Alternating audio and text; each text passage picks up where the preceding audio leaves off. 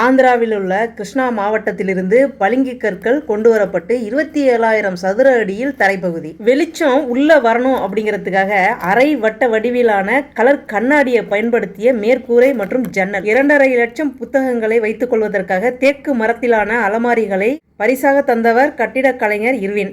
இப்படி பல பொருட்கள் பல இடங்கள்ல பார்த்து கொண்டு வரப்பட்டு 1890 அடிக்கல் நாட்டி 1896 திறக்கப்பட்ட ஒரு கட்டிடம்.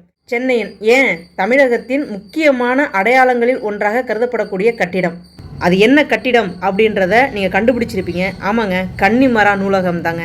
எத்தனையோ அரசு அதிகாரிகளை உருவாக்கிய அந்த நூலகம் இன்னைக்கு ரொம்ப பரிதாபமான நிலையில இருக்கு அப்படின்ற அந்த செய்தியை கேட்ட உடனே பிரிட்டிஷ் அரசால கட்டப்பட்ட ஒரு நூலகம் இன்னைக்கு அத்தனை மக்களையும் நல்வழிப்படுத்தி இருக்கு, நிறைய பேர் அரசு அதிகாரிகளாக மாற்றி இருக்கு, நல்ல விஷயங்களை நம்ம மக்களுக்கு கொடுத்துருக்கு அப்படிங்கிற விஷயத்தெல்லாம் நம்ம மறந்துட்டு அந்த கட்டிடம் இருக்கிற இடத்தையும் விட்டுட்டு இப்போ முழுக்க மொபைலில் இருக்கக்கூடிய அத்தனை விஷயங்களை மட்டும் பார்க்குறோம், படிக்கிறோம், என்னென்ன நடக்குது அப்படிங்கிறத நம்ம தெரிஞ்சுக்கிறோம். அப்படிங்கிற கட்டிடத்துக்கு இப்போ ஏற்பட்டிருக்கக்கூடிய இந்த பரிதாப நிலையை உங்கள் கண் முன்ன நிறுத்தி அதுக்கு ஒரு நல்லது நடக்கணும் அப்படிங்கிற அந்த ஒரு நல் நோக்கத்தில் இந்த காணொலியை உங்கள் கூட பகிர்ந்துக்க வந்திருக்கேங்க.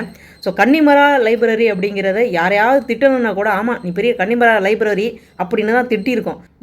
எத்தனையோ அடையாளங்கள் அழிந்து வந்து கொண்டிருக்கக்கூடிய இந்த நிலையில் இப்படிப்பட்ட ஒரு மிகப்பெரிய அடையாளத்தை நம்ம அழிய விட்டுடாம பாதுகாக்க வேண்டியது நம்மளுடைய கடமை. நம் அடையாள சின்னத்தை அழிவின் பாதையை எட்டி பார்க்க விடாமல் பாதுகாத்து வைத்துக் கொள்ளுமாறு மிக தாழ்மையுடன் கேட்டுக்கொள்கிறேன். காணொலியை பார்த்து கொண்டிருக்கக்கூடிய உங்களின் கோரிக்கை கூட அதுவாகத்தான் இருக்கும் என்ற நம்பிக்கையில் இந்த காணொலியின் தொடர்ச்சியாக கன்னிமரா லைப்ரரி புதுப்பிக்கப்பட்டு கொண்டிருக்கிறது அப்படிங்கிறதோட இருக்கும் அப்படிங்கிறதையும் உங்கள்கிட்ட நான் நம்பிக்கையோட தெரிவித்து மீண்டும் அடுத்த ஒரு நல்ல பதிவில் உங்களை நான் சந்திக்கிறேங்க. நன்றி.